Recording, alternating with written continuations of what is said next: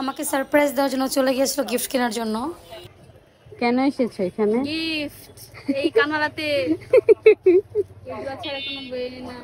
আমি তো কিছুই জানতাম না, ও আমাকে সারপ্রাইজ করার জন্য কেক গিফট সবকিছু রেডি করে নিয়ে আসছে, আবার ভিডিও করে রাখছে, মানে আমাকে দেখাবে যে আমি তোমার জন্য চুরি করে গিফট আনতে গিয়েছিলাম।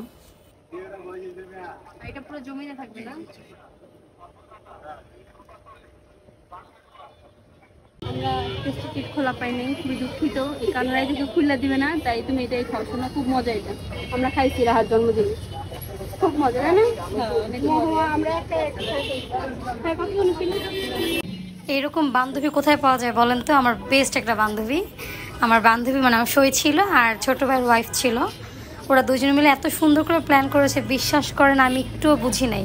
ওরা বাসা থেকে যখন বের হয় আমাকে কত সুন্দর করে বুঝায় গেছে। দুজনে দুটা মিথ্যা কথা বলে বের হয়েছে বাসা থেকে, দুজনে দুইভাবে বের হয়েছে আগে পরে, যাতে আমি না বুঝি।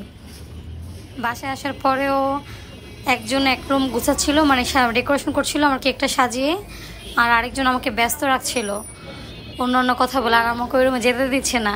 যদিও তখন আমি বুঝি নাই, বাট এখন বুঝতে পারছি কেন আমাকে যেতে দিচ্ছিল না। ও শুধু শুধু উল্টোপাল্টা কথা বলে আমাকে আটকায় রাখতেছিল ওই রুমে, মানে যাইতে দিচ্ছে না আর কি। তো সব কিছু মিলে খুব ভালো লাগছে।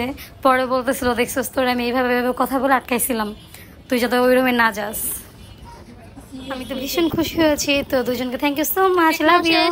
মিমের মতো প্রো হওয়ার চেষ্টা করতেছি।